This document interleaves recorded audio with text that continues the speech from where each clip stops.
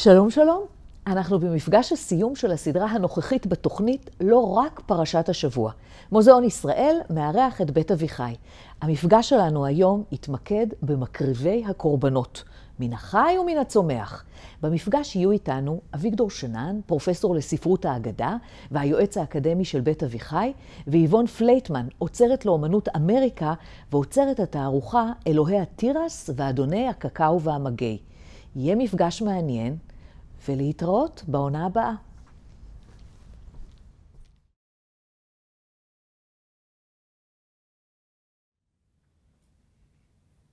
שלום לכם, גם הפעם זו איתו דניאל השלו ממוזיאון ישראל. הפרשה שלנו השבוע היא פרשת ויקרא, שונה מאוד מאוד מכל הפרשות שעסקנו בהן השנה בסדרה בית אביחי מתארח במוזיאון ישראל, לא רק פרשת השבוע. כי בכל הפרשות הקודמות היו דמויות שיכולנו לדבר עליהן, ציפורה, יתרו, משה, אהרון, נדב, אביהו, בצלאל. הפעם ספר ויקרא, הפרשה הראשונה, אין בה שום דמות. יש בה אך ורק עיסוק בנושא אחד, עיסוק הקורבנות, ובכל זאת חשבנו לא לוותר על השבת הזו, כדי להשלים תחילה את 8 הפרשות, ושאם תטעום גם משהו אחר, שונה מכל הדברים הקודמים. פרשת ויקרא, שהפרשה פותחת את ספר ויקרא, אגב, ספר ויקרא קרוי גם תורת כהנים, וברור מדוע, כי הנושא העיקרי שם זה ענייני קורבנות, דברים הקשורים לכהנים, בלועזית לויטיקוס, גם הוא מכוון לכיוון הזה. ספר ויקרא עניינו באמת ענייני קורבנות, בייחוד פרשת ויקרא שכמעט כולה דיני קורבנות בכלל, קורבנות מן הבקר, קורבנות מן הצומח, מן העופות, נדבר על כולם ונראה איך זה מתקשר לגלריה שבה אנחנו מצויים, ואני בטוח שמי שצופה בנו עכשיו שואל את השאלה הידועה, מה עניין שמיטה אצל הר סיני? איפה אנחנו בעצם, איבון? איזו גלריה זו? אנחנו נמצאים עכשיו, אביגדור, תערוכה מתחלפת, שנקראת אלוהי התירס, אדוני הקקאו והמגי, שתהיה עד יוני.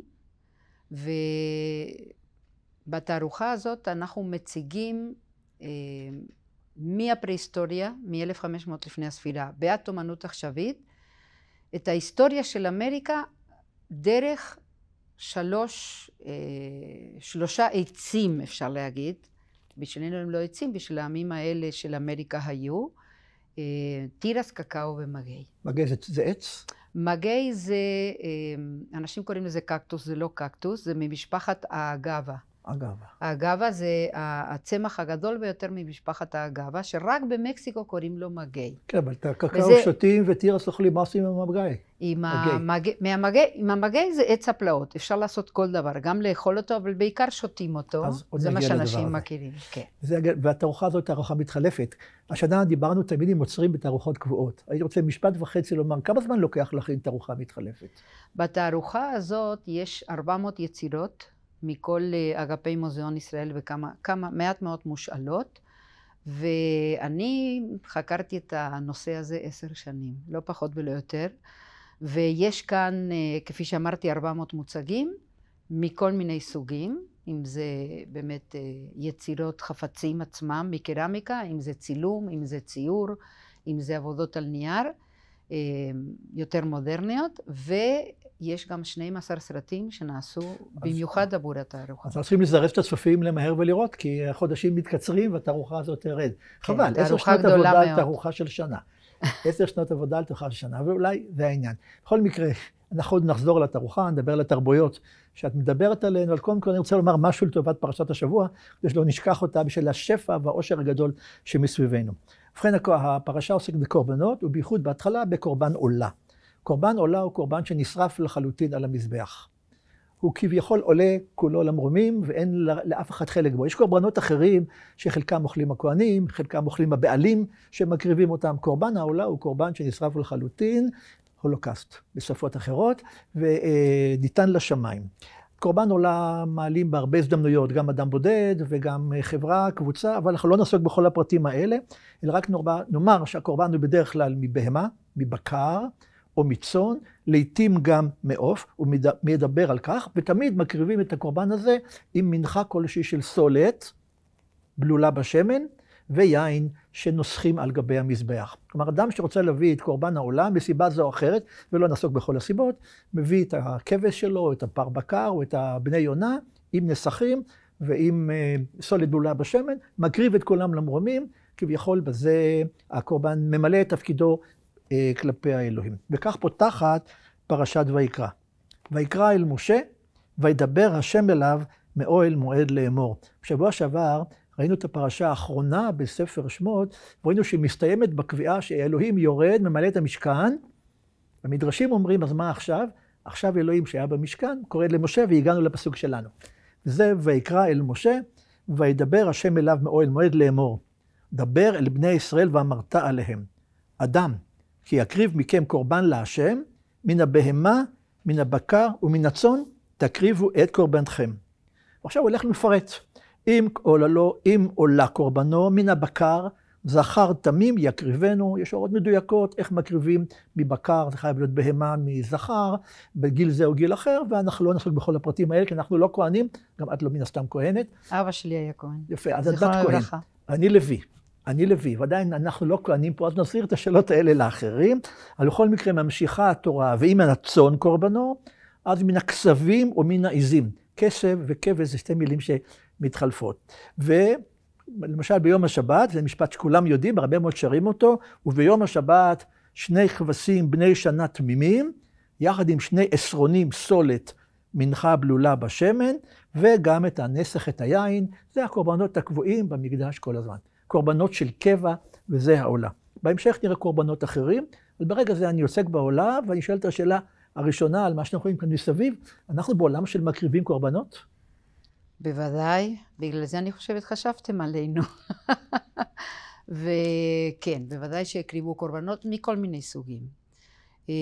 קורבנות מן הצומח, יש בתערוכה הזאת אין סוף חפצים שהם מקטרים עם דמויות של האלים שלהם, עם דמויות של חיות, והם מקטרים, זאת אומרת, קטורת, שהיו מקריבים כל הזמן. עוד נגיע לקטורת של המקדש. נכון. וגם כן, כמובן שהיו הרבה קורבנות, גם של החי, גם של הצומח, וגם היו בתרבויות האלה קורבנות אדם. קורבנות, אבל לפני שנגיע אליהם, תרבויות האלה עוד לא אמרנו מה הם. על איזה תרבויות אנחנו מדברים? אנחנו בתערוכה הזאת עוסקים בתרבויות אמריקה התיכונה. לא מרכז אמריקה. את מה אני מחייך. כי בשיחה המוקדמת אמרת לי, אל תעז לומר אמריקה התיכונה, מרכז אמריקה, אלא אמריקה התיכונה. נכון. אוקיי.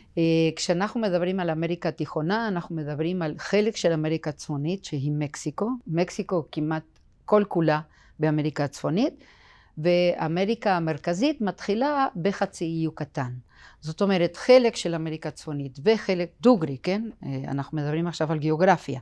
חלק של אמריקה הצפונית בחלק של אמריקה המרכזית, התרבויות האלה חיו באזור הזה, ואנחנו קוראים לזה אמריקה התיכונה. איזה מדינות זה היום, חוץ ממקסיקו? היום זה מקסיקו, גואטמלה, אל סלבדור, בליז, צפון הונדורס.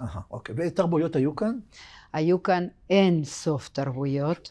רק היום במקסיקו מדברים 68 שפות ב300 דיאלקטים. יש כאן בתערוכה הזאת הרבה תרבויות, אבל אנחנו הולכים עם התרבויות העל של האזור הזה, שמעניינות אותנו בגלל שהן הציביליזציות הגבוהות ביותר. הצטקים. הצטקים הם אחרונים. ובעיקר בגלל המיתולוגיה אנחנו הולכים עם האולמקים, 1500 לפני הספירה עד 400 לפני הספירה. המאיה, שהם יותר קדומים מעם ישראל וקיימים גם היום, והאצטקים שהם היו האימפריה הגדולה ביותר באזור הזה, ושלטו עד שהגיעו הספרדים ב-1519. אז זה כמעט 3,000 שנה של 3,500 שנים, בהחלט. בתערוכה הזאת 3,500 שנים. יש לנו עוד כל מיני תרבויות, אבל אנחנו בעיקר הולכים לפי התרבויות האלה. למה רובנו מכירים את המאיה והאצטקים ולא מכירים את האחרת שאמרת זה כבר שמה שכחתי? אולמקים. האולמקים התגלו לפני לא יותר מ100 שנה, ובהתחלה חשבו שהם חלק של המאיה. היום אנחנו יודעים שהאולמקים היו תרבות העל, הראשונים באזור של מקסיקו, בכל אמריקה התיכונה, שבנו פירמידות, מרכזי פולחן, הם המציאו את האפס ראשונים בעולם, אפילו היום יודעים לפחות 280 לפני הודו, 280 שנה לפני הודו. תמיד ידעתי שהאפס זה המצאה של ההודים. אז לא, גם באמריקה המציאו, ולפי מה שיודעים היום, אפילו לפני הודו, עד שהמצאו מוצגים ארכיאולוגיים שאומרים... הם השאירו לנו כתבים בטח, כתבים מפורטים או דברים כאלה? כן, הם המציאו גם את הכתב, שהיה כתב גם לפניהם, אבל הם ממש כתב מסודר מאוד, שעבר אל המאיה, את הכתב שלהם לא יודעים לקרוא, את כתב המאיה כן. ועוד משהו, רובם של העמים באמריקה התיכונה, זפוטקים, משתקים, בלי סוף, רובם ידעו קרוא וכתוב.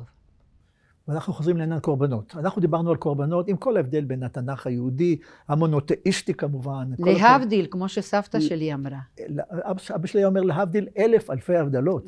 בין המונותאיזם, אם כי זו בעיה מאוד קשה לעם האלוהים, זה כל קורבנות, אני לא עוסק בשאלה המורכבת הזאת, למה עם ישראל היה מקריב קורבנות, וזו שאלה מאוד מורכבת, ודאי לא ליום שישי בצהריים, אבל ברגע שיש קורבנות זה מאוד מסודר, מאוד מאורגן, מאוד ממושטר בקורבנות של התורה, לעומת מה שראיתי פה שזה עולם הרבה יותר מגוון, ואני חושב שהשאלה הראשונה שיהיה לי בתור מי שביקר בתערוכה יותר מפעם אחת, מה החשיבות של התירס, הקקאו והצמח האגבה הזה, שדווקא, למה דווקא הם זכו למה שזכו?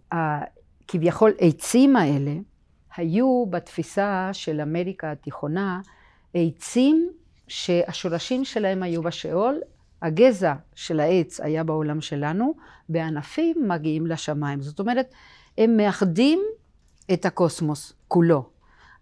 בדרך כלל המלך היה תופס את המקום שלהם, המלך או השמן, אבל אלה הם עצים שכולם בויתו באמריקה, בגלל זה בחרתי בהם, כי הם מבויתים.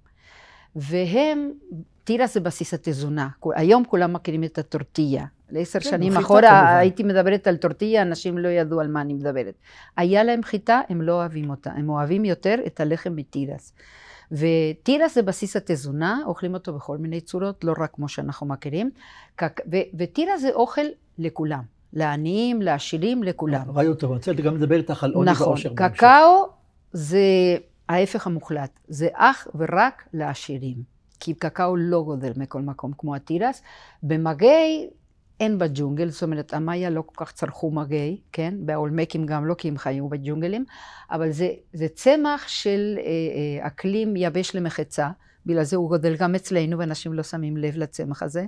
הצבר והמגי, שניהם באים ממקסיקו, זאת אומרת, מי שקורא לעצמו צבר הוא כנראה מקסיקני, כן? אני יליד פראג, אני מאורוגוואי, אז לא.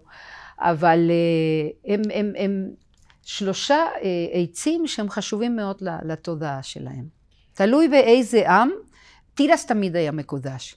באיפה שגדל הקקאו היה מאוד מקודש, באיפה שהמגי גם היה מקודש. אז אני רוצה עוד נגיע לעניין של הקדושה, אבל עוד רגע תני רגע להשלים את הקורבנות של קורבן עולה, בצד הבקר, שזה בקר, בהמה גסה, בהמה דקה, יש גם קורבן של עוף. אפשר גם להביא עולה עוף. כמובן, מי שידו לא משגת להביא פרה, יכול להביא עוף. וכך נאמר על קורבן העוף. אם מן העוף עולה קורבנו לשם, והקריב מן התורים או מבני היונה. אלה העופות היחידים שניתן להקריב בתור עולה. לא תרנגולת ולא, ודאי לא ציפור לא כשרה. ומה עושה? יש פה תיאור מאוד מדוקדק, יהיה חשוב לי להמשך. הכהן לוקח את הקורבן, הוא מולק את ראשו, לא נעים, עם ציפורן ככה מולק את הראש, זורק החוצה את הקרביים שבדרך כלל מאוסים, ואז הוא מקריב את העוף כולו עם הנוצות. תופס אותו בשתי הנוצות וזורק אותו לתוך המזבח. הריח הוא נוראי, עוד נראה בהמשך מה החשיבות של הקרבת קורבן, שיש לו ריח בלתי אפשרי בכלל, ואז הוא מקריב אותו ומקטיר אותו המזבח על העצים, והוא עולה לשמיים גם קורבן עוף. והמדרש אומר באחד המקומות, למה קורבן עוף ולמה קורבן בקר ולמה קורבן צאן? לעולם יהיה אדם מן הנרדפים ולא מן הרודפים. הרודפים זה בעלי החיים הטורפים, אריות, נמרים, טיגרסים. הבהמות הדקות הם אלה שכל הזמן נטרפים. אותו דבר בתחום העופות. יש עופות כמו נשר ועית שהם טורפים, ויש עופות כמו עופות הבית. לכן האלוהים רוצה את הקורבן של החיות שנרדפות. אדם צריך להבין שהוא צריך להיות תמיד בחלק של הסובל, של הנרדף ולא חלק של הרודף. יש פה איזו הצעה מאוד ברורה לדרך חיים מאוד יהודית, הייתי אומר, באופן מסוים. חמלה. חמלה, למשל חמלה. כשדיברנו על קורבנות שהקריבו בעולמות שאת מדברת עליהם, אז זה היה קורבן צומח. אבל כשהיה קורבן חי, מה הקריבו?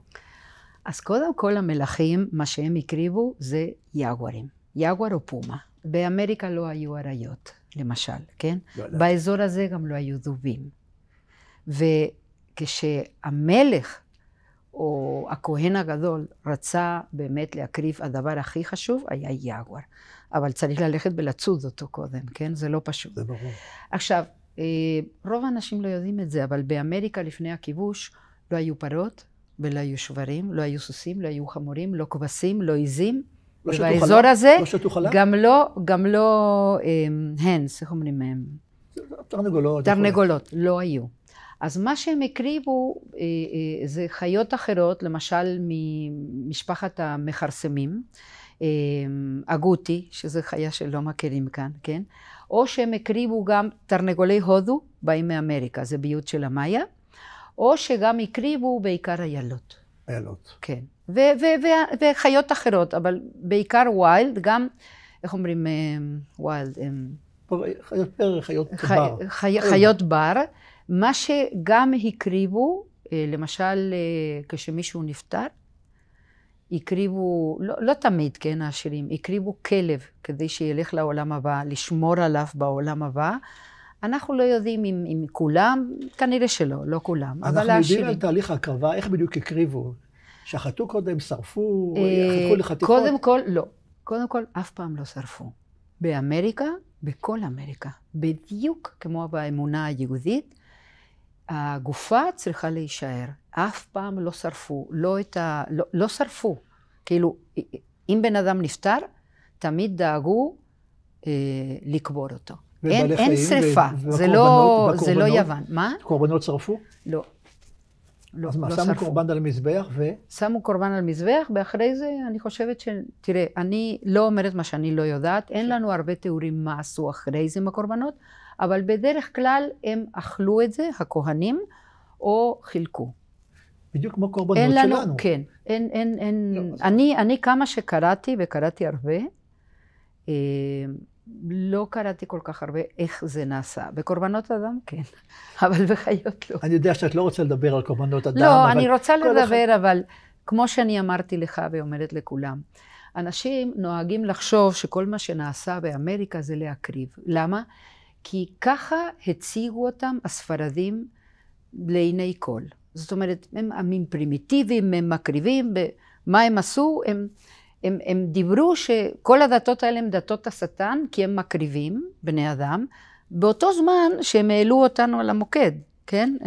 כן, באינקוויזיציה. בדיוק, באינקוויזיציה, שהייתה גם באמריקה כמובן. אז אני תמיד אומרת, מי שמדבר על ההיסטוריה של ספרד, לא מתחיל מלדבר על האינקוויזיציה.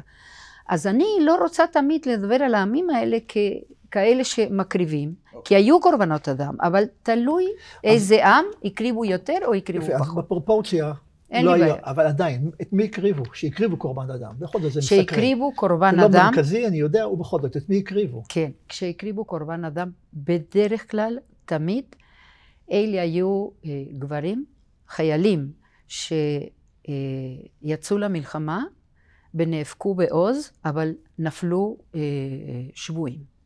עכשיו, לא לטעות, כי קורבן אדם באמריקה זה לא עונש, זו זכות. ממש. כמו אלה שבאזור שלנו מתפוצצים באוטובוס, נכון? או בתקופה הקדומה, המרטירים, שהלכו למות בקרקסים נכון, אבל הקורבן הזה מייצג את הקולקטיב, כן? ולמה צריך להקריב קורבן של החי? כי לפי ספרים, למשל של האצטקים, שאנחנו יכולים בהחלט לקרוא, כן? ללג'נדה דה לוס סולס וכולי וזה, יש להם הרבה קודקסים, אז מה האדם הכי מעריך? את החיים שלו. בלי חיים אין. אז צריך לתת מדי פעם לאלים את הדבר שבני אדם הכי מעריכים. ואם מותר לי להגיד משהו, תראה, אלוהים לא ביקש מאברהם משהו שהוא לא יכול היה לעשות. אלוהים לא ביקש ממנו לטפס על הירח.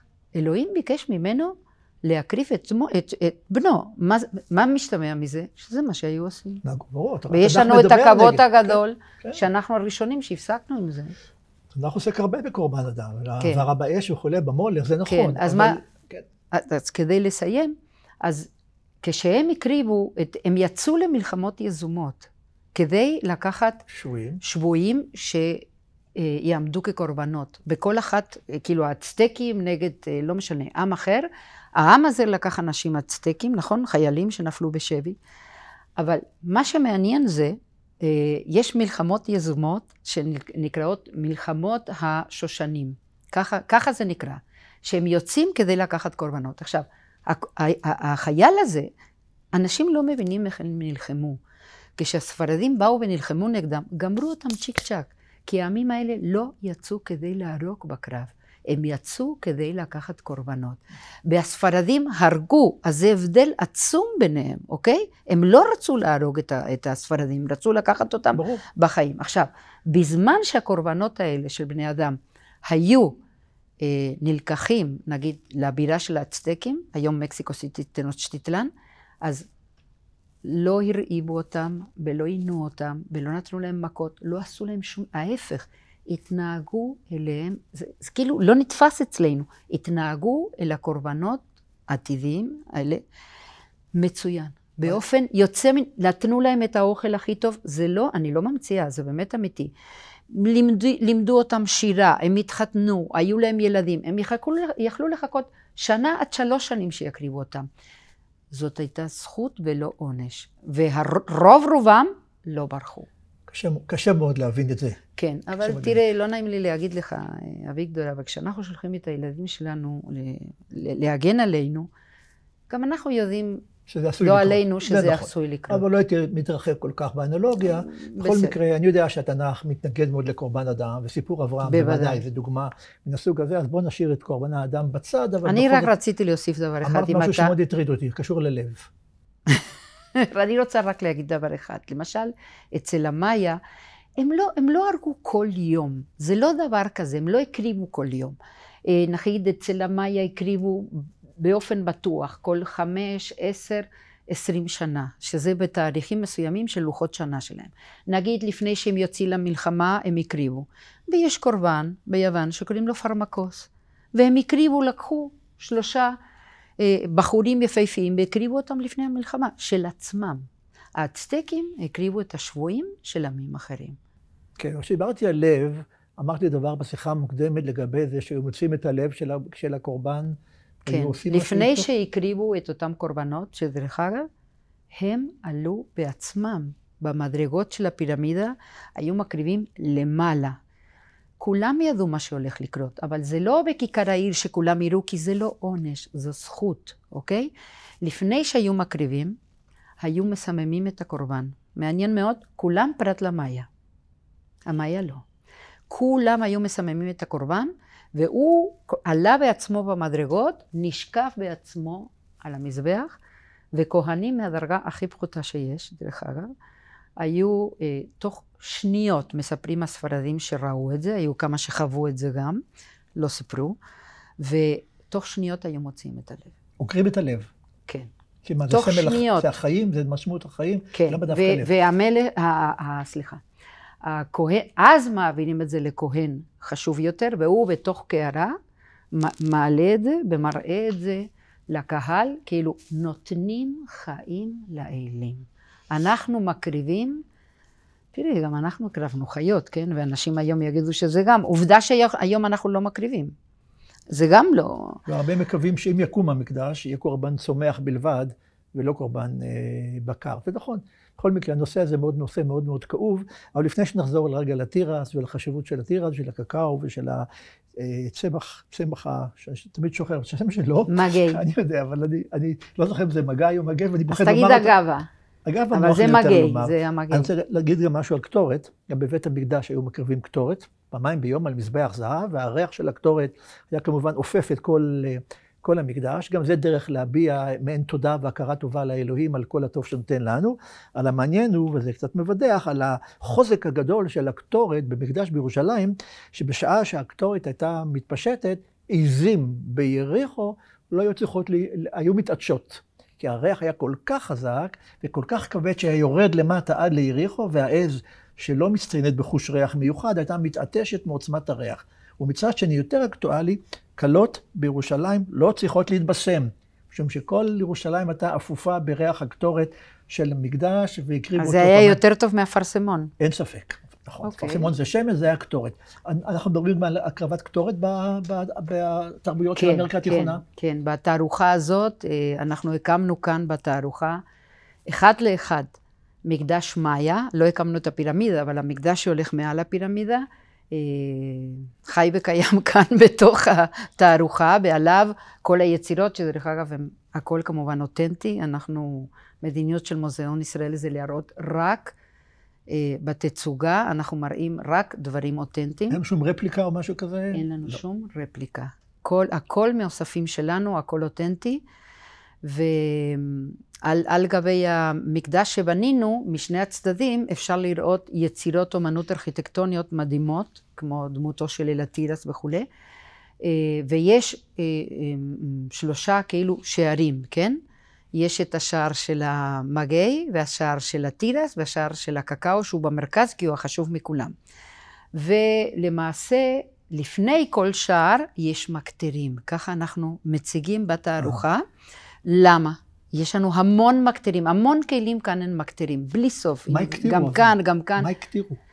הקטירו קטורת מן הצומח, ממש, בלי סוף ריחות, ועשו את זה בכל מקום, בעיקר המאיה והאולמקים, בכל מקום שהם חיו, בכל מקום שיש מקדשים.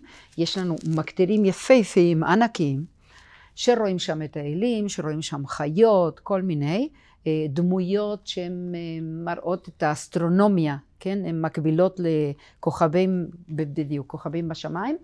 וגם בגלל העניין של הקדושה של הקטורת, כי קטורת זה הדבר היחיד שבאמת, כמו שדיברנו כאן בהבל, כן? שאתה רואה, נכון, שהעשן מגיע, כן, לשמיים. ומאמינו שהאלים נהנים מן הריח? כן, וגם, כן, אבל רק שבאזור הזה היה לזה פן יותר פרגמטי.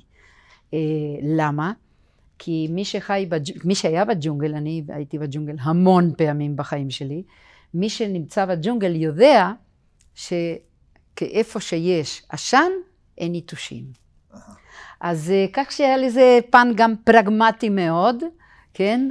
בניגוד לקטורת שלנו שהיא מאוד מדויקת. יש כך וכך מרכיבים של הקטורת, ויש כך וכך דרך להכין את הקטורת, וכך וכך סימנים להקריב אותה. כלומר, יש באמת הבדל. אנחנו פה עוסקים בשתי תרבויות מאוד מאוד שונות, אבל עדיין, קטורת זה קטורת, קורבן זה קורבן, קורבן אדם איננו או ישנו בכל מקום ומקום, ואני רוצה רגע לעבור עכשיו לקורבן מן הצומח. כבר אמרתי שמקריבים קורבן עולה, הוסיפו גם סולת בלולה בשמן ויין. אבל יש גם קורבן רק מן הצומח. הקורבן זה קורבן מנחה. אדם יכול להחליט שהוא רוצה להביא קורבן, שוב, מתוך תודה לאלוהים, או כל סיבה אחרת. יש המון סיבות להביא קורבן מנחה, ומה אומרת הפרשה שלנו על קורבן מנחה?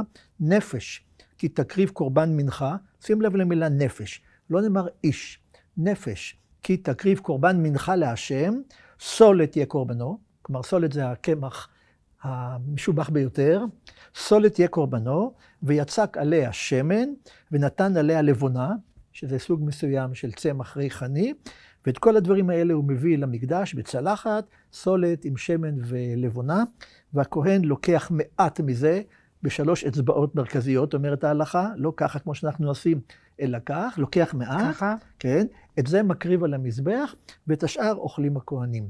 אז זה סוג של קורבן שהכהן מקבל את רובו, אבל חלק ממנו עדיין הולך למרומים, וזה מסולת מחיטה.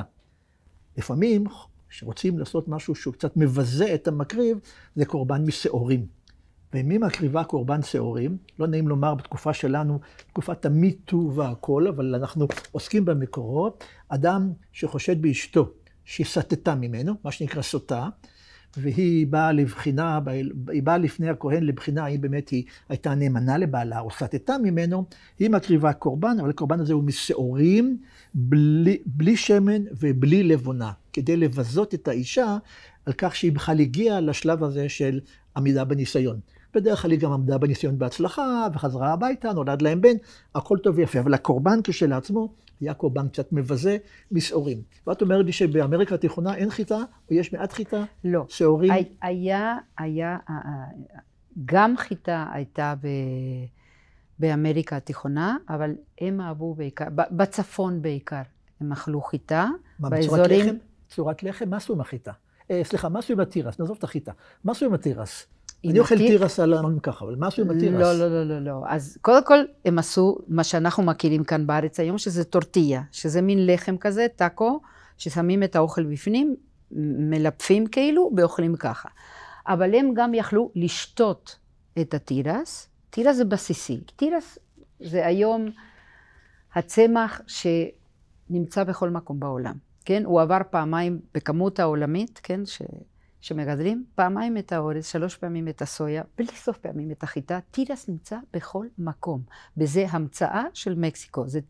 זה צמח שהמציאו במקסיקו, רואים את זה בסרטים שאנחנו הפקנו כאן בתערוכה, התחילו לביית את התירס, הגדולה שלה מאמריקה זה ביות צמחים.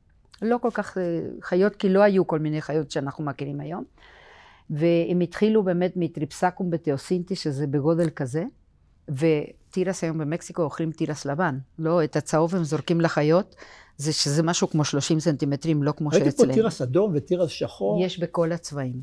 ותירס היה כל כך חשוב לעמים האלה, שעל פי צבעי התירס, עד עצם היום הזה בשפות נאוואטל, שמדברים עד היום את השפה האצטקית, ב-34 שפות של המאיה, וגם באמריקה הצפונית, על פי צבעי התירס, נתנו את השמות לרוחות השמיים. ממש, כן?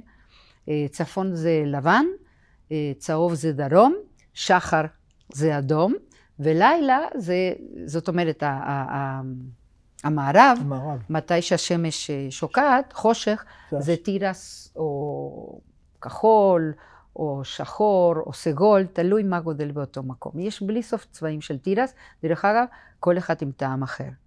ולמעשה, תירס היה ממש מאוד מאוד חשוב לתרבויות האלה. הם גם שתו את התירס, לא רק אכלו, מין דייסות כאלה שיש לנו כלים כאן, יש גם תמלס, שזה תירס באידוי, מאוד מאוד טעים. אנחנו קוראים לזה תירס כזה בעברית, אבל איך קוראים לזה בשפות שלהם? בשפות שלהם, תלוי איזה שפה. בכל אחת מהם, לסבר את האוזן. במאיה זה אישים, באצטקית, בנאוואטל זה סנטלי או סינטלי, הנה זה אל התירס מאחורינו. צריך לדבר עליו. סנטאוטל, כן.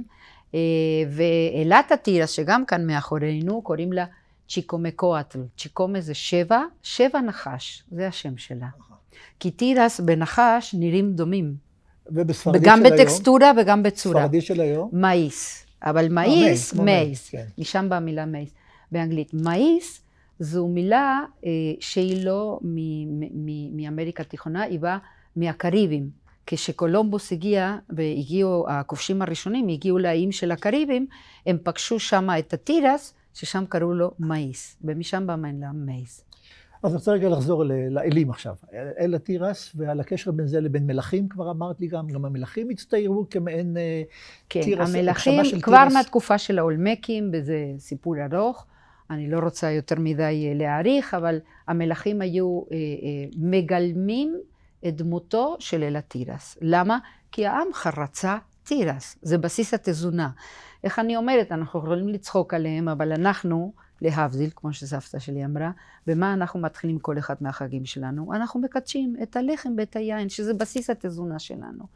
אז אצלם היה אותו דבר, והמלך היה מתלבש עם נוצות ארוכות מאוד, כמעט עד מטר, של נוצות, של זכר, של הקצל, שזה נוצות עצומות, שהן נראות כמו עלים של תירס, כן? שנעים ברוח, כן?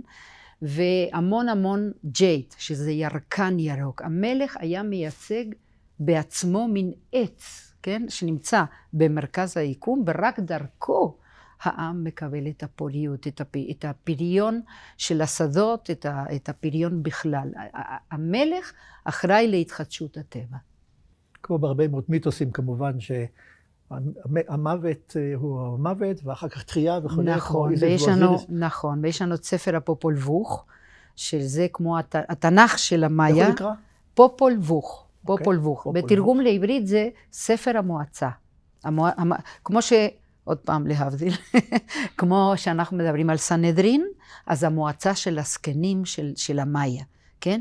אז להם היה להם, תראה, אחד מהספרים, יש כולו מעט מאוד ספרים שנמצאו, כי הספרדים עשו לעמים האלה, מה שלנו עשו באינקוויזיציה, פשוט צרפו להם את כל הספרים, ארכיבים מונומנטליים שהיו בתקופה שהגיעו הספרדים, פשוט צרפו את כל הספרים. והספר הזה נמצא במאה ה-18 על ידי כומר, מוסתר באיזה כנסייה, ופרנסיסקו חימנס לא רק שלא שרף את הספר, שזה מה שהיינו מצפים שהוא יעשה, הוא היה איש חכם, הוא גם מה הוא עשה? הוא גם תרגם אותו לספרדית. עכשיו, למה הוא עשה את זה? לא רק בגלל שהוא התעניין בעמים האלה, כי הוא היה כומר שהיה מכריח אותם להתנצר. אבל כשאתה יודע איך הם חושבים, אתה יכול לתמרן אותם, איך אומרים? כן, יותר טוב. אז הוא רצה לדעת מה הם חושבים, ובגלל זה תרגם, ובספר הזה, הפופול vuh, שהוא מחולק לשלושה חלקים, אחד מהחלקים האלה זה, שני חלקים הם מאוד חשובים, בריאת העולם, זה מה שנמצא, והשני זה עלילות אלה תירס ובניו. אלה תירס שמשחק את משחק הכדור, גם גומי באמריקה, בלי סוף דברים באים מאמריקה, לא רק תירס וקקאו ומגעי. את אוהבת את אמריקה, אין לי ספק. אמריקה התיכונה. את כולם. ואז הוא יורד לשאול, נלחם נגד כוחות האופל, כאילו, באבנים שלו מעלים אותו מחדש. וזה סיפורים כמו גילגמש, כן, כמו תמוז, אוסיריס. כמו אוסיריס בדיוק, במצרים, דמטר ופרספונה. זה כל שנה קורה? כל שנה זה סיפור שנתי של מוות וקמילה? לא, אבל יש לאצטקים משהו דומה עם האל קצלקואטל וכו'. לא, זה לא בדיוק אותו דבר. זה התירס, מה עם הקקאו? אבל זה הצורה, זה כאילו, האל הזה, אל התירס, חוזר לחיים, ואז יש תירס לכולם כמובן. איך הוא חוזר לחיים? כי הוא שותה קקאו. לא. כן? כן, הוא שותה קקאו, ויש לנו כאן בלי סוף חפצים לשתיית הקקאו, כן? שהם כלים יפהפיים שנעשו על ידי האצולה עצמה. האצולה עובדת, כמו במצרים הקדומה. כי יש עליהם כתב, בכתב עמך לא ידע. אצולה עובדת, עשו הרבה מהיצירות שיש כאן בתערוכה. ולמה הוא שותה קקאו וחוזר לחיים? כי מה אנחנו לוקחים? כשאנחנו הולכים נגיד למישהו, מה אנחנו לוקחים? או יין, מתנה, או שוקולד. למה שוקולד? כי שוקולד שכבש את העולם, וזה המצאה של האולמקים, זה המצאה של העמים האלה, כן? קקב במאיה, שוקולטל באצטקית, כן? צ'וקליט, שוקולטה, כן? משם. אבל לא היה להם פרות, נכון? אז שתו לא. קקאו בלי חלב. פרווה. קקאו פרווה, אבל טעים מאוד. אבל מה שרציתי להגיד זה למה קקאו כל כך מפורסם בעולם? כי הוא ממריץ, הוא כמו קפה, הוא כמו תה, יש בו תיאוברומה קקאו, שאתה אוכל את זה, וישר אתה מרגיש יותר טוב. איבון, הבנתי למה תירס קדוש, למה קקאו קדוש? מה עושה אותו לקדוש? בעיקר כי מעט מאוד אנשים יכלו, זאת אומרת, בעיקר האצולה שתתה את זה, כי קקאו זה בדיוק ההפך מהתירס. כמו שהתירס גודל בכל מקום, כל מיני סוגים של אדמות, אם יורד גשם, אם אין מספיק גשם, אם חם, אם קר, תירס גודל. כן, עד לפחות 3,000, מפני הים עד 3,400 מטרים מעל, כן. אז קקאו בדיוק ההפך. קקאו זה צמח ממש מפונק, שגודל רק באדמות מסוימות, בג'ונגלים, בביצות, הוא לא יגדל אחרת. אז האליטה, איך הם הציגו את עצמם אחרים מכולם, אריסטוקרטיה, על ידי לבוש בג'ייט, ירקן, לא היו מתכות באותה תקופה, עד המאה העשירית, לא היה כסף וזהב, אז ירקן זה מה שתפס את המקום של מתכות, נגיד, כסף וזהב אצלנו, והם שתו קקאו שזה ממריץ. דרך אגב, הם יכלו לשתות את זה חריף, כי צ'ילה וגמבות וכל החריפים באים מאמריקה, והם יכלו לשתות את זה עם דבש, והם שתו את זה, הם לא אכלו את זה. תירס, לא עשו ממנו משקה? כן, כן, אטולה, ואפשר היה... אלכוהולי? לא. יש היום איזה משקה אלכוהולי של תירס, של המאיה, לא טעים במיוחד. אבל ממה עושים כל התירס בארצות הברית להנעת מכוניות וכולי? לא רק לוויסקי. לא, לוויסקי, יש וויסקי מארצות הברית שעשוי מתירס, אוקיי? כי כשארצות הברית השתחררה, האנגלים לא רצו לשלוח את היותר תבואה לשם, ואז הם למדו לעשות וויסקי בצורה אחרת, מתירס. אבל הפואנט הזה שתירס, כפי שאמרתי, באמת הוא כבש את כל העולם, כי זה מאוד קל לגדל תירס. למשל, האצטקים יכלו לגדל 3 יבולים לשנה של תירס, להאכיל את מיליון התושבים שחיו בעיר ומסביב לערים שלהם, ושזה הישג עצום. והיום תירס כבש אותנו כאילו, כל אדם היום, בממוצע, גם בלי ששמת לב, לפני שאתה תלך לישון, אכלת 7 פעמים תירס. בלי ששמת לב, כי תירס, סוכר של תירס, קמח של תירס, הוא נמצא בכל מקום, בכל האוכל המתועש, כל דבר, כל סורביטול וכל הממותקים האלה שאנחנו, הכל זה תירס, ועד כדי כך שבאמת מכוניות בעולם, למשל בארצות הברית 94% מהמכוניות, דלק, תירס. דלק, אתנול, שזה דלק שעשוי מתירס. אוקיי, כל הכבוד לתירס וכל הכבוד לקקאו, מה נעשה עם האגבה? אגב, המגי. מגי זה צמח, קוראים לו צמח הפלאות. אפשר לאכול את העלים, אפשר לעשות ממנו שתייה, שגם השתמשו לנסך, כן? וקוראים לשתייה הזאת הראשונית שהייתה לפני הכיבוש, קוראים לה פולקה. ידעתי. פולקה בטח אתה לא שוכח, אבל פולקה, תמיד אני אומרת, פולקה שלהם, לא שלנו. והפולקה זה הצמח הזה, אם יבואו לתערוכה, אז יראו את זה, מגלים את הלב של הצמח העצום הזה, ומוצאים משם שתייה ממש ממש טעימה, שקוראים לה... טקילה. לא. מי דבש, אגווה מיאל. כל מה שידעתי, הטבעון אתה הולך... רגע, אבל כי אתה הולך מהר מדי. כבר אני יודעת שאנחנו צריכים לסיים, אבל רגע. ומוציאים משם מי דבש, ואם נותנים לזה ליצוס יום-יומיים, לא יותר מזה כי זה מתקלקל, אז זה הופך למין בירה כזאת, שקראו לה פולקה. ויש כאן בתערוכה בלי סוף כלים לפולקה, כי זה מה שיש לנו גם כלים כאן לפולקה של המלך מוקטסומה השני, שהוא שתה בהם לפני שכאילו בא סוף העולם של 52 שנים. אני לא רוצה לעץ למוזיאון, אפשר למכור פה כוסיות של פולקה, לא?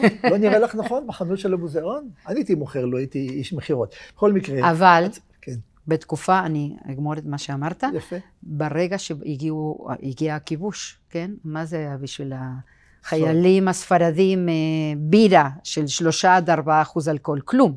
ובאמריקה לא היו ענבים. אז הם המציאו את הטקילה או המסקל, שזה הפקה קצת אחרת מאותו צמח, מצמחים אחרים של משפחת האגבה, והם המציאו, עשו לזה הפקה כמו של וויסקי, וזה הטקילה או המסקל. כמה אחוזים? סליחה שאני שואל, כמה אחוזים יכול להיות? יכול להיות גם 40-50 אחוזים, אבל מורידים את זה כמו בוויסקי, כי אחרי 2 כוסיות אתה לגמרי השתכרת ולא תקנה יותר. והפולקה משקה עממי? הפולקה היה משקה לכולם. כן, ואני רוצה להגיד משהו, וכדי לחזור לפרשה שלנו, אז פולקה באמת היו שותים, וזה היה כמו נסך, אבל מהמגי, את הקוצים הארוכים שגם נמצאים בתערוכה, הם השתמשו בקוצים האלה של המגי, כדי לעשות הקרבה עצמית. שזה הקרבה עצמית שהיו לוקחים יש לנו פסל כזה בכהן שעושה את זה, הם לקחו את הקוצים, והם פשוט או בלשון, או במקומות שונים בגוף, הם פשוט עשו בלטלטינג, הקזת דם. ואחר כך, את הדם, זה קורבן עצמי. בדרך כלל עשו את זה אנשי אריסטוקרטיה, אבל גם עמך, והם הביאו את זה למקדש, כהקרבה עצמית, קורבן שלהם. אז איך הם הביאו למקדש?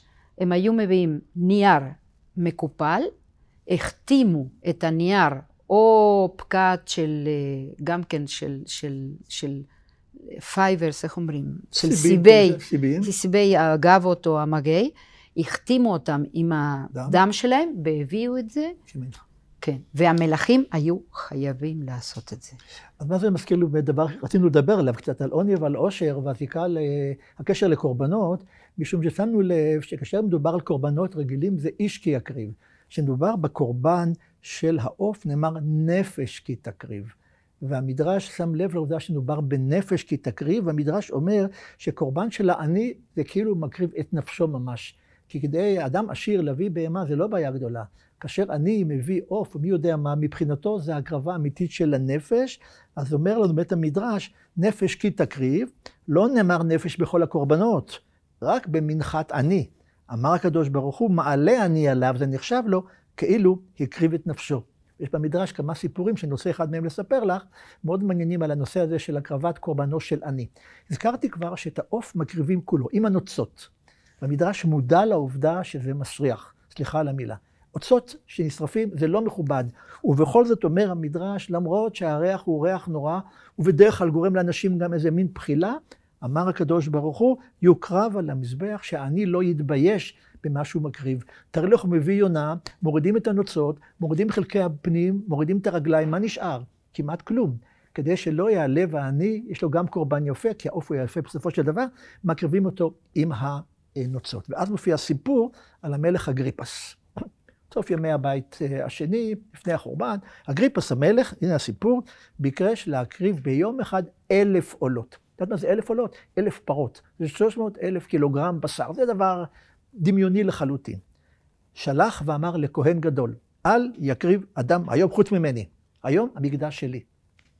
בא עני אחד, עני, ובידו 2 תורים, 2 בני יונה. אמר לכהן, הקרב לי את אלו. אמר לו, המלך ציווני ואמר לי, אל יקריב אדם חוץ ממני היום. אמר לו אותו עני לכהן, אדוני הכהן, כל יום אני 4, צד 4 בכל יום. זה הצד היומית שלי, 4 בני יונה. ואני מקריב 2 בכל יום. אם אתה לא מקריב, אתה חותך פרנסתי. איזה מין אמונה תמימה שהאדם הזה והקדוש ברוך הוא הם שותפים. הוא כל יום מקריב 50% מהציד היומי, אחרת הוא לא יזכה בזה מחר. והכהן שהיה בדילמה, ודאי אמר לעצמו, מי ירגיש בתוך 300,000 קילוגרם בשר, גם 2 בני יונה, נטל אותם ויקריבן. מי כן ירגיש בשמיים? ואז נראה לאגריפס בחלום, הופיעו לה בחלום, אמרו לו בחלום, הקורבן של העני היה ראוי יותר ורצוי יותר בשמיים, מאשר קורבן הבהמות שלך. ואגריפס קורא לכהן הגדול ואומר לו, כל הסיפור, מדוע עשית מה שעשית? והכהן מספר לו את הכל, ולהפתעתנו בסוף המלך אומר, צדקת. כלומר, באיזשהו מקום, גם העשיר ביותר מודה, שקל מאוד להקריב שחשבון הבנק שלך, נשאר עדיין גדול. הבעיה האמיתית היא להקריב שזה ממש 50% מהצריכה היומית שלך, או אפילו, את אומרת, אפילו חלק מגופך. בכל לבבך ובכל נפשך ובכל מאודיך, יש מפרשים שאדם חייב לתת את נפשו על קידוש השם, כמו שרבי עקיבא בסיפור הידוע שלו על מותו. ויש בהמשך שם עוד סיפור, שגם קשור אולי לדבר שלנו יותר, על שור. משכו שור לקורבן, והשור התעקש לא להגיע לקורבן. התעקש, משכים את השור, והשור תוקע את הפרסות באדמה ולא זז. עבר שם איזה עני אחד, אדם עני אחד, ובידו אגודה של איזה צמח, כנראה עדשים, ארוחת הצהריים שלו. נתן את זה לשור, והשור אכל את זה, התעטש, ויצאה מחט שהייתה תקועה לו בנחיריים, ואז השור הסכים ללכת לקורבן. הנחת היסוד היא שהסוד החכם הזה, השור החכם ידע, שאם יקריב אותו עם המחט, הוא קורבן פסול. כי על פי ההלכה אסור שיהיה בריאות וכו'. אז השור חיכה, ומי הציל אותו? הציל אותו עני אחד, עם קצת פיסת עדשים. כלומר, מאוד מאוד מדגישים את החשיבות של הקורבן של העני, בהשוואה לקורבן של העשיר. ודיברתי איתי קצת על עשירים ועל עניים, ועל הדרך שהם מקריבים, והיחס אליהם. אז מבחינה זו, אני מבין שהמגעי הוא משקה עממי, והתירס הוא מאכל עממי, והקקאו... אבל גם האריסטוקרטיה שתו אותו, גם שתו אותו. והתקילה לא שבך לסיפור שלנו בדברים האלה. לא. אוקיי? אבל רציתי להוסיף. בבקשה. שכמו שאמרת בקשר לנפשו, אז בימים האלה, המאיה למשל, ממש האמינו, למה הם הביאו למקדש את הדם? כי זה מאוד מעניין שהעמים האלה האמינו בדיוק כמו היהודים. שבדמו של האדם נמצאת נפשו. האדם הוא הנפש. אז הם האמינו אותו דבר בדיוק. בגלל זה עשו את הקזת הדם, והביאו את הניירות האלה המוכתמים אל המקדש. אוקיי, זה בדיוק הרעיון שהאדם הוא הנפש, לכן ההלכה אוסרת על אכילת דם. על אכילת דם אפשר לאכול את כל חלקי הבקר, אבל לא את הדם שלו כמובן, בהקשר הזה. ומבחינת זאת רואה, אנחנו שאלו בהתחלה מה עניין שמיטה אצל הר סיני. מה עניין קורבנות ספר ויקרא אל התערוכה הזאת כאן. מסתבר שיש דמיון מבחינה מסוימת, למרות ההבדל הגדול בשנים ובמקומות, ובייחוד במקומות וכיוצא בזה. אבל אני רוצה להזכיר לך, דיברת על אלי פריון. לא יודע מה עם אלי הפריון באמריקה התיכונה. היהדות לא קיבלה אלי פריון. כל אלי הפריון הקדומים, אשתורת ואשרה, או מי שלא היה עוד בבבל ובשומר ובאשור ובבבל ובמצרים ואצל החיתים והכנענים, היהדות פסלה, אין אלי פריון. הפריון הוא אך ורק, כמו שנאמר בספר ויקרא, אומר האלוהים, אם בחוקותיי תלכו, אם בחוקותיי תלכו, ואת מצוותיי תשמרו ועשיתם אותם, אלוהים קובע, ואז נתתי גשמכם בעיתם, כן, הגשם ירד בזמן, ובהמשך אומר, ופניתי אליכם והפרעתי אתכם. אל הפריון שלנו הוא כמובן אלוהי ישראל.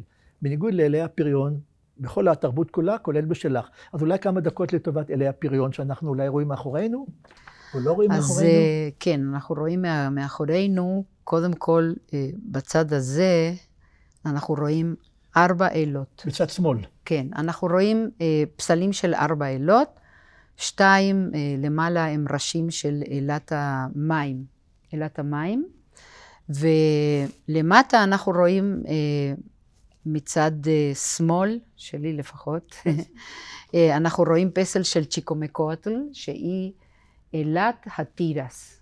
אלת התירס שהוא בשל. כי התירס היה כל כך חשוב, מבחינת גם פריון לעמים האלה, שכל שלב של התירס היה אל אחר. אז למשל, הפסל המאוד מאוד צבעוני כאן מאחורינו, שקוראים לו סנטיוטל, כן? סנטלי זה תירס בשפה האצטקית, בנאוואטל. אז סנטיוטל הוא התירס הצעיר, שרק גודל. אלם צעיר ויפה, שהוא דווקא לא הבן של אלת התירס, הוא הבן של האלה הזאת שנמצאת כאן, הגבוהה יותר למטה, מצד ימין, שהיא, תראה איזה יפה זה. איך תקבל תירס? איך ייוולד התירס בחדש? אבל זה התרבות האצטקית, זה לא המאיה, כן? ברגע שאתה תהיה טהור, זאת אלת, זאת אומרת, אלה שהפונקציה שלה זה לתאר אנשים. אם זה פיזית, היו בתי מרחץ, העמים האלה היו מאוד מאוד מאוד נקיים. כל הזמן היו נכנסים, לא מקוואות, אבל באמת כל הזמן היו נכנסים להתרחץ. זה ריטואלי? זה היה ריטואלי? כן, ממש. כמו במקוואות. הייתה אלת הניקיון, היא נקראת... היגיינה. אלת הניקיון בהזוהמה, אוקיי? קוראים לה, האמת, השם שלה, תלסולטיוטל. אוקיי? עכשיו, דרך אגב, ככה, בסוגריים, היום, היכן שהמקדש שלה היה, שהמקדש הייתה אלה מאוד מאוד אהובה, היום נמצא המקדש של הווירחן דה גואדלופה. המקדש של הבתולה מריה מגואדלופה, שזה המקום הכי חשוב לנוצרים בעולם, אחרי סנט פיטר, כן? סן פדרו בוותיקן, כן? מגיעים לשם... הייתי שם, ראיתי. ראית, כן. בקיצור, על הברכיים. נכון, גם כאן. ואלת תלסולטיוטל הייתה אלת הניקיון בהזוהמה, והיא האימא של אלת תירס. זאת אומרת, גם הייתה מנקה אותם פיזית, כי הם היו מנקים את עצמם במרחצאות שלה, וגם היו כהנות שלה, שהם, אנשים היו באים לפני הכיבוש, לפני הנצרות, באים במתוודים לפניה, אומרים לאלה, מספרים איזה דברים רעים עשו, וכאילו האלה לוקחת מהם. מזככת אותם. בדיוק. והיא האימא של אלת התירס. איך תקבל תירס? כאילו בתרבות האצטקית, רק אם תתנהג כמו שצריך. כל כך רחוק מהתפיסות המקראיות, אבל זה ודאי שייך לתפיסות האליליות שהיהדות המקראית נלחמה בהן. על עוד מילה, שבוע הבא פורים. מה זה המסכה פה באמצע?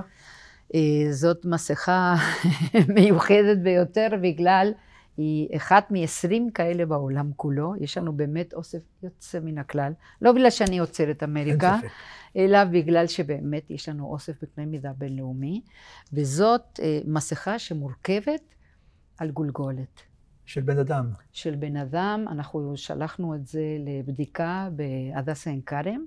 הוא היה בחור בן 21, לא במיוחד של משפחה מאוד עשירה, כי הוא סבל מכמה מחלות כנראה, וזו מה שנקרא מסכת פסיפס, ומי שמופיע כאן זה אל האש, שיותקוכת לי, שאש באמת זה מטהר, כן? אבל אמרתי לך, הם לא היו שורפים לא גופות, כי אחרת, כמו ביהדות, כן?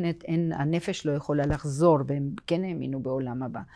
וזאת דמותו של אל האש, שהוא נמצא, הוא כאילו ראש הפנתיאון. ומה השתמשו בדמות הזאת, המסכה הזאת? זה לא פורים כמובן. לא, בוודאי שלא. ממש לא. מסכות יש עשויות מכל מיני, הנה, יש גם שם מסכות נוספות.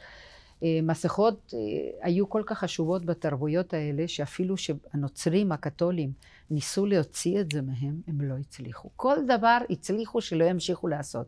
מסכות לא. אז בסוף השתמשו במסכות כדי להעביר בהם את המסר של נגיד ישו או משה, או מי שלא יהיה, של הדמויות של הברית הישנה, התנ"ך, או הברית החדשה.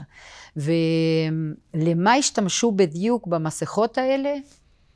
בזאת ספציפית, אני לא יודעת. אני למשל לא יודעת אם הרגו את הבחור, כדי להשתמש בגולגולת שלו כמסכה, אבל אין ספק שזה קשור לאריסטוקרטיה. מה בדיוק עשו? עם זה אנחנו לא יודעים, אבל אני יכולה להגיד לך שהמלך מוקטסומה, השני, שיש חפצים שלו לשתיית הפולקה כאן,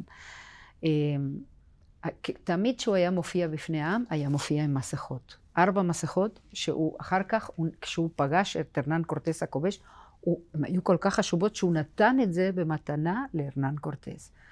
2 נמצאות בבריטיש מוזיאום בלונדון, 1 היא דומה לזה, אבל החלק האחורי לא נמצא, והמלך היה לובש את זה. היא הייתה מסכה שהייתה מורכבת על חצי גולגולת, מסכות פסיפס אנחנו קוראים להם, היא עשויה מטורקיז בעיקר, יש קצת ג'ייד בטורקיז, והמלך היה לובש את זה על עצמו. שוב, מזכיר לי מה שעשינו לא מזמן על משה רבנו, שהיה בא מסווה על פניו, כשנדבר עם האנשים, היה מסווה על פניו, אולי מתוך כבוד אליו, מתוך יראה, מתוך חשש, זה מאוד מאוד מרתק שגם המסכות. תראי, ליבון, אנחנו נגענו על קצה המזלג, בגרגיר אחד של תירס, בגרגיר אחד של קקה, בענף אחד של מגי, יפה, למדתי. ברור שאפשר לומר הרבה יותר מזה, אבל אני חושב שהאתגר לנסות לראות, ולא באופן מאולץ, את הקשר בין עולם הקורבנות, אמרתי, המונותאיסטי, הממושטר של המקרא והיהדות, לבין העולם החי יותר והצבעוני יותר הזה, הוא לא ניסיון עקר, כי בכל זאת, אני למדתי דברים חדשים, ואני מקווה שגם מי שצפה בנו, ראה שבאמת מציון תצא תורה, לא רק תורת המדרש, והמקרא והפרשת השבוע, אלא גם תורת החפצים, וזה באמת באמת הזמנה לרוץ לראות את התערוכה שלך. אני בדרך כלל לא עושה פרסומות לדברים האלה, פה זה ממש מתבקש, כי זו תערוכה מתחלפת, ולא תהיה פה כמובן לנצח. אז נדמה לי שבנקודה הזאת, בצער רב, אני מוכרח לומר שאני יודע שחילצנו ממך מעט ממה שניתן לומר, יש לך ודאי עוד הרבה דברים לומר, אבל הזמן קצר, השבת דוחקת. אותו כמובן השבת, אנחנו פרשת ויקרא כאמור, פרשה שבתחילה את ספר ויקרא, והשבת היא גם השבת שלפני פורים, שבת זכור, שבה בין השאר לאחר פרשת השבוע, גם קוראים קטע שבו מבקשים מעם ישראל לזכור, זכור את אשר עשה לך עמלק, לכן קרויה שבת זכור, כי עמלק הוא אביו מולידו של המן, שעליו נדבר בלשון המגילה, כך שאני יכול להיפרד מכל האנשים האלה, צופים בנו גם בברכת שבת שלום, גם בברכת פורים ושושן פרים שמח, וכרגיל בהרגשה אדירה של תודה. למוזיאון מצד אחד, לבית אביחי, ובאנשים שכל הזמן ליוו אותנו 8 שבועות, שבוע אחר שבוע, בעבודה מאוד מסורה, דניאלה שלו משלכם, תמר שטמפר בבית אביחי, ושאר האנשים שאני שוב לא מונה אותם, רק משום שלא רוצה להביך בזה שלא אשכח מישהו, אבל אני שמח ששמותיהם יופיעו בהמשך, הצלמת, העורכת, צלם המשנה, והמאפרת, והאנשי ההפקה, וכל יוצא בזה. אנשים רואים אותנו יושבים פה שעה, לא מבינים איזה עולם שלם עומד מאחורי בניית תערוכה, 10 שנים, ופחות מזה להכנת הערבים האלה של בית אביחי, מתארח במוזיאון ישראל. אז אני נפרד בברכת שבת שלום. תודה רבה שהזמנת אותי. שמחתי, שבת שלום. שבת שלום ושבת פורים שמח ומאושר, ובריאות טובה לכולם.